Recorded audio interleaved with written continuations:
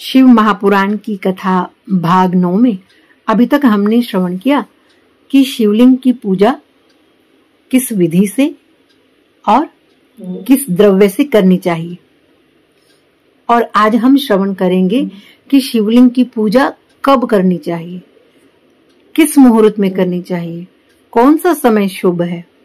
तो आइए आज की कथा में प्रवेश करने से पहले 2 मिनट भगवान नाम संकीर्तन मिलजुल कर आनंद के साथ करते हैं। ओम नमः शिवाय, ओम नमः शिवाय, ओम नमः शिवाय, ओम नमः शिवाय, ओम नमः शिवाय, ओम नमः शिवाय, ओम नमः शिवाय, ओम नमः शिवाय, ओम नमः शिवाय, ओम नमः शिवाय, ओम नमः शिवाय, ओम नमः शिवाय, ओम नमः शिवाय, ओम नमः शिवाय, ओम नमः शिवाय, ओम नमः शिवाय, ओम नमः शिवाय, ओम नमः शिवाय। आइए अब हम सब अपने हृदयांगन में शिव जी को विराजमान करके उनके श्री चरणों की वंदना करते हुए श्रद्धा के साथ आज की कथा में प्रवेश करते हैं। तो शौनक आदि ऋषियों को सूत जी शिवलिंग के पूजन की विधि बताने के बाद कहते हैं कि हे शौनक जी, शिवलिंग की पूजा हर मनुष्य को करनी चाहिए, क्योंकि शिवलिंग की पूजा करने मात्र से ही भुवन के सभी देवी देवताओं की पूजा स्वतः हो जाती है। क्योंकि लिंग का अर्थ होता है प्रतीक यानी चिन्ह, कहो तो पहचान। तो लिंग किसकी पहचान है? ये जो लिंग है वो शिव जी की पहचान है। तो अर्थात शिव जी के निराकार रूप को शिवलिंग कहते हैं।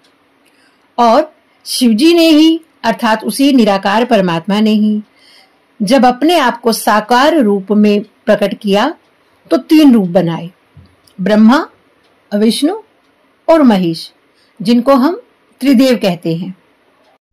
ये जो हम शिवलिंग पर त्रिपुंड लगाते हैं ना, अर्थात जो 3 रेखाएं खींचते हैं, ये इन्हीं त्रिदेवों का ही प्रतीक है। और इन तीनों देवताओं का एक नाम है, वो है ओंकार।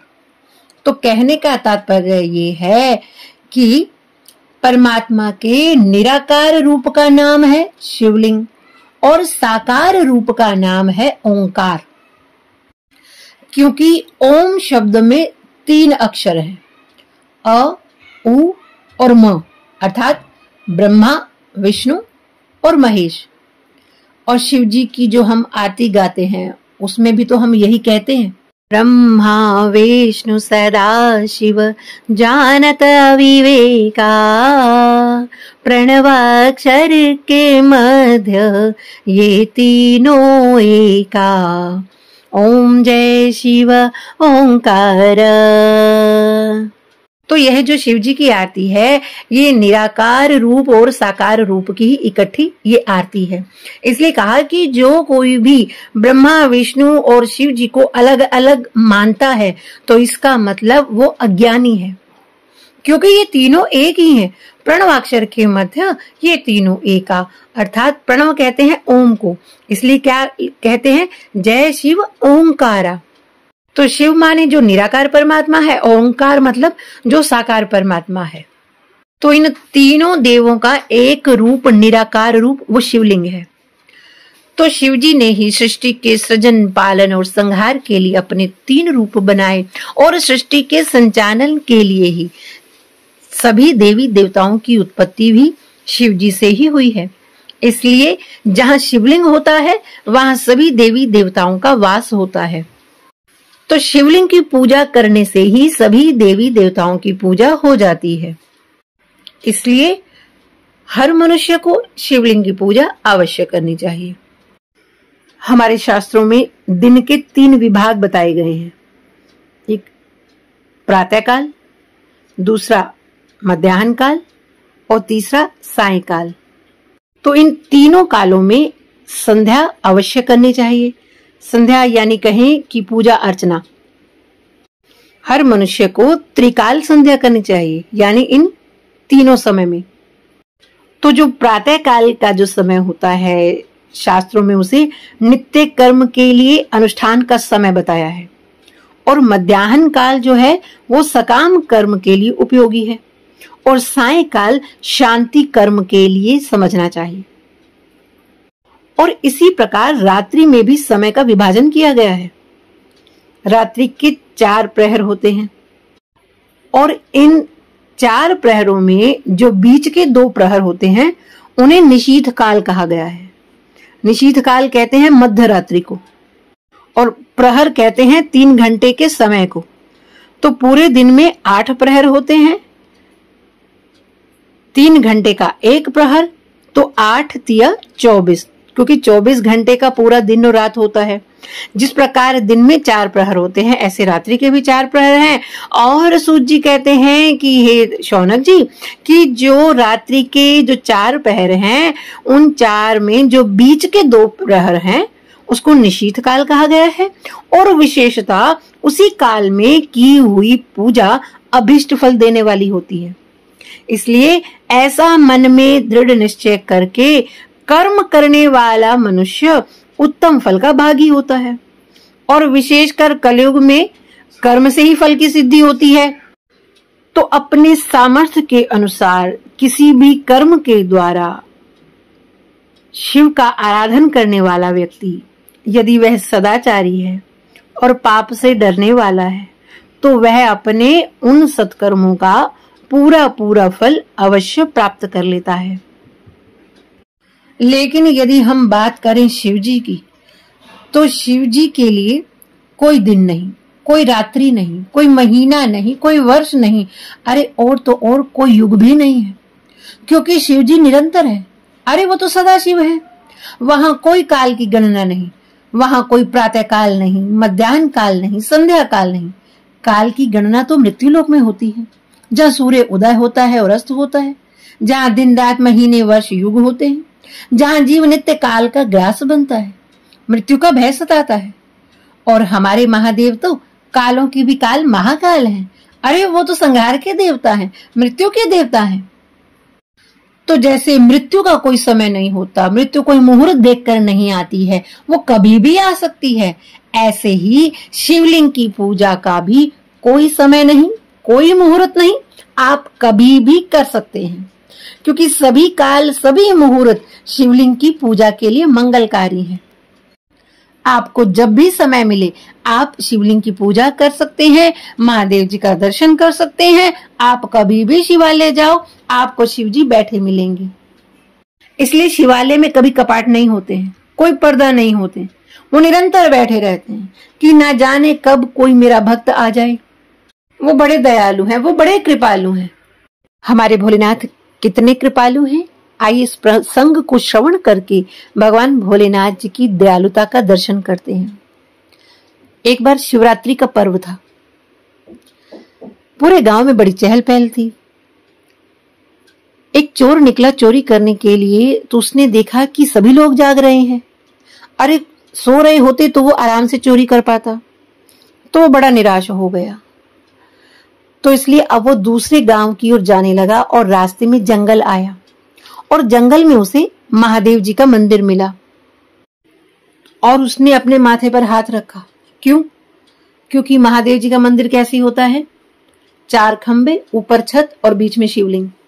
अरे और तो और वहां पर तो खाने के लिए प्रसाद भी नहीं होता, क्योंकि प्रसाद में लोग क्या चढ़ाते हैं, आक, धतूरा, भांग। तो वो चोर मन में सोचने लगा, अरे ठाकुर जी का मिलता मंदिर या राम जी का मिलता तो कम से कम मैं मुकुट मुरली तो चुरा लेता, आभूषण तो चुरा लेता, और मंदिर भी मिला तो महादेव का। और जैसे ही उसने ऊपर देखा तो ऊपर उसको सोने का घंटा दिखाई दिया।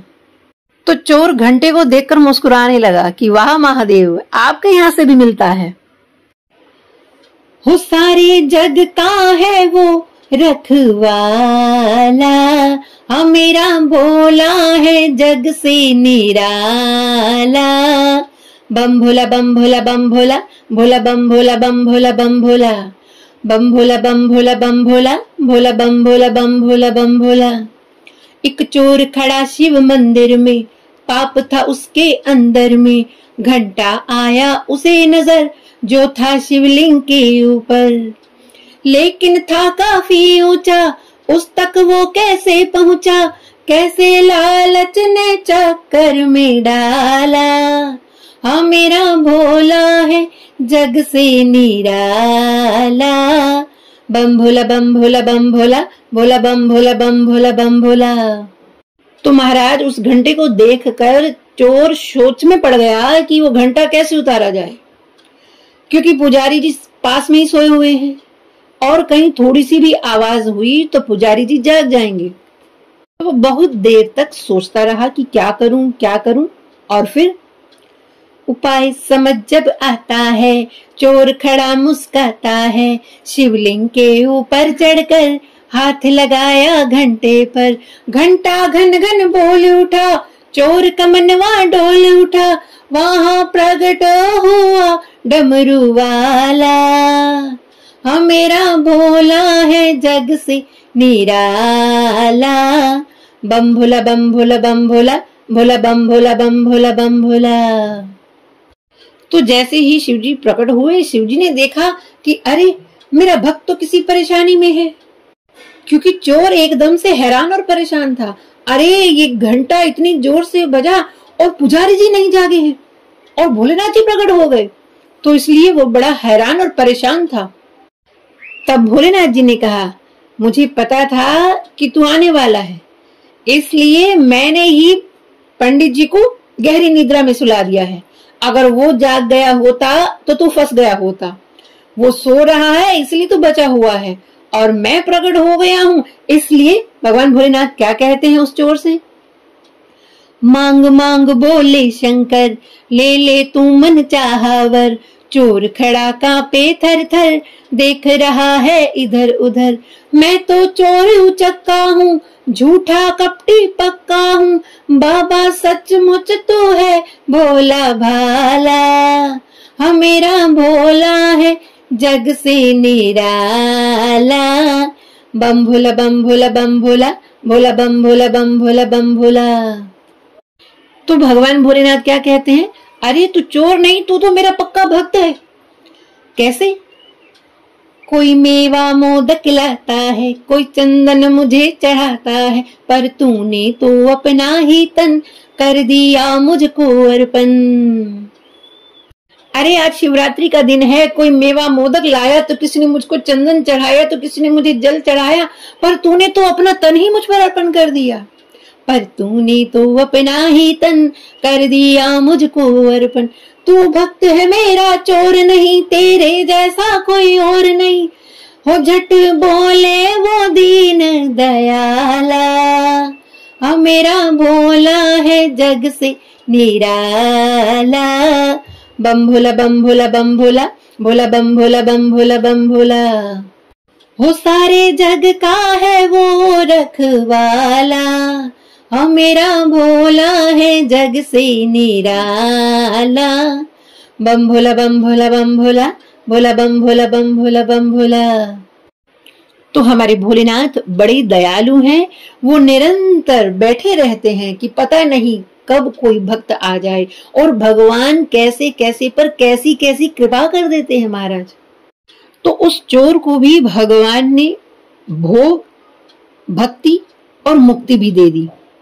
अरे इसलिए तो इनको भोले बाबा कहते हैं, बड़े भोले हैं ये। तो इसलिए सूत जी महाराज कहते हैं कि हर मनुष्य को शिवलिंग की पूजा करनी चाहिए, क्योंकि शिवलिंग की पूजा करने वाले को भोग और मुक्ति दोनों ही मिल जाती है। तो इसीलिए शिवलिंग की पूजा का कोई मुहूर्त नहीं होता। आप जब आपको समय मिले तभी आप शिवलिंग की पूजा कर सकते हैं। तो यहीं पर आज की कथा को विराम देते हैं। आगे की कथा अगले भाग में श्रवण करते हैं। तब तक हरये नमः, हरये नमः, हरये नमः।